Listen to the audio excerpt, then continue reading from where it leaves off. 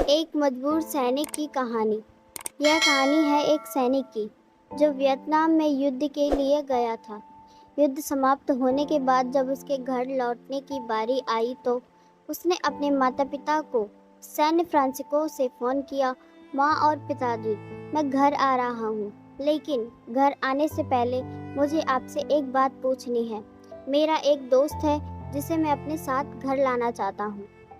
क्या मैं उसे घर ला सकता हूँ? बिल्कुल बेटा, ये भी कोई पूछने वाली बात है। हमें तुम्हारे दोस्त से मिलकर बहुत खुशी होगी, माता पिता ने जवाब दिया। लेकिन पहले एक बात आप लोग जान लें, सैनिक बोलता गया। युद्ध में वह बहुत बुरी तरह घायल हो गया।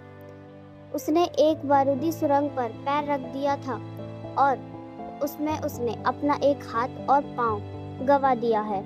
उसके पास कोई जगह नहीं है जहां वो जा सके, इसलिए मैं उसे अपने साथ रहने के लिए लाना चाहता हूँ। उसकी यह बात सुनकर उसकी माँ बोली, बेटा, तुम्हारे दोस्त के बारे में जानकर हमें बहुत दुख हुआ।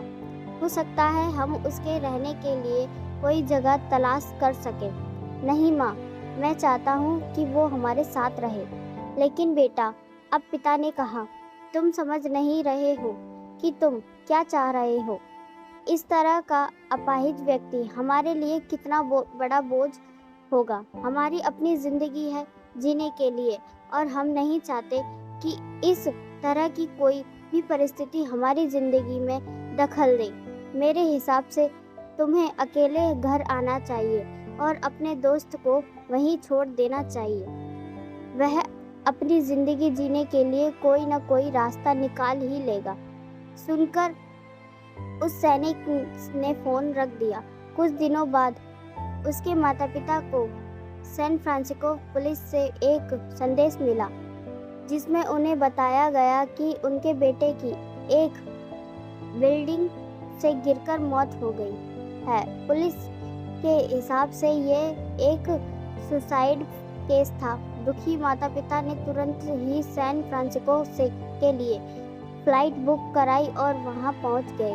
वहां उन्हें शहर के मुर्दाघर ले जाया गया ताकि वे अपने बेटे की पहचान कर सकें। उन्होंने उसकी पहचान कर ली, किंतु यह देखकर उनकी कपकपी छूट गई कि उनके बेटे का बस एक हाथ और एक पैर था। दोस्तों, इस कहानी में जो माता पिता हैं वे हम में से बहुत से लोगों की तरह हैं जो अपनी सुविधाओं को सबसे अधिक महत्व देते हैं। वे उन लोगों से प्यार करना या रहना या समय बिताना चाहते हैं जो दिखने में अच्छे हैं, स्वस्थ हैं या फिर जिनके साथ रहकर उन्हें मज़ा आता है। वे ऐसे लोगों को पसंद नहीं करते जो दिखने में स्वस्थ, सुंदर या स्मार्ट नहीं हैं या जिनके साथ वे मज़ा नहीं कर पाते हैं या जो किसी भी रूप में उनके लिए असुविधाजनक है। वे ऐसे लोगों से दूरी बनाकर रखते हैं, लेकिन कभी-कभी उनके इसी व्यवहार के कारण उनके सामने ऐसी परिस्थितियां उत्पन्न हो जाती हैं जब उन्हें पछताना पड़ता है। आइए लोगों को वे जैसे हैं वैसे ही अपनाएं और ज़रूरत पड़ने पर उनकी मदद करें।